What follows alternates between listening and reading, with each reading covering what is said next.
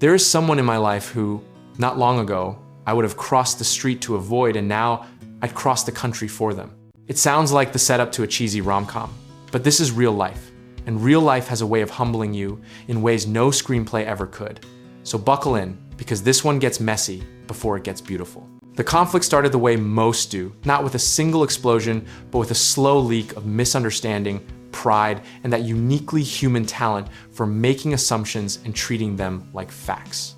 We were two people who wanted the same things, but spoke completely different emotional languages. And instead of hiring a translator, we just kept shouting louder in our own dialects, which, if you've ever tried that, you already know exactly how well it works.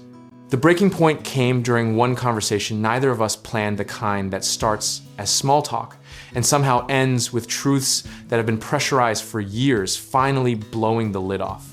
Someone said something raw, someone else didn't deflect for once, and in that gap, that terrifying, awkward, silent gap, something shifted, like tectonic plates that had been grinding, suddenly finding a new resting position. The first act of trust wasn't grand, it was embarrassingly small. It was a phone call to say sorry for one specific thing, not everything, not a sweeping apology tour, just one honest admission, which, paradoxically, carried more weight than 1,000 hollow I'm sorries ever could have.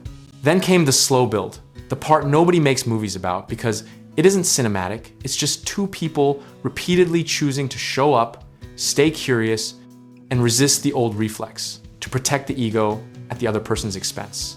Experts in conflict resolution will tell you that reconciliation without behavior change is just a temporary ceasefire. And what made this different was that the actions started matching the words, which is rarer than any of us want to admit. Now, the relationship doesn't look like it did before, and that's actually the point, because the old version was built on a foundation that was never stable to begin with. What exists now is something built on the rubble of what failed, which sounds bleak until you realize that rubble is actually the most honest raw material two people can work with.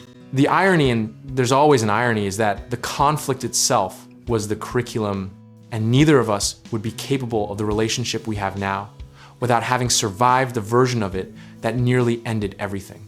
So if you're sitting on a grudge right now, treating it like a prized possession, I'm not here to tell you to let it go. I'm here to tell you that some of the most important people in your life might currently be wearing the label of enemy.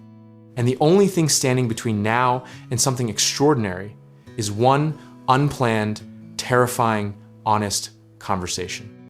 If that story hit something in you, subscribe and check out all our other topics.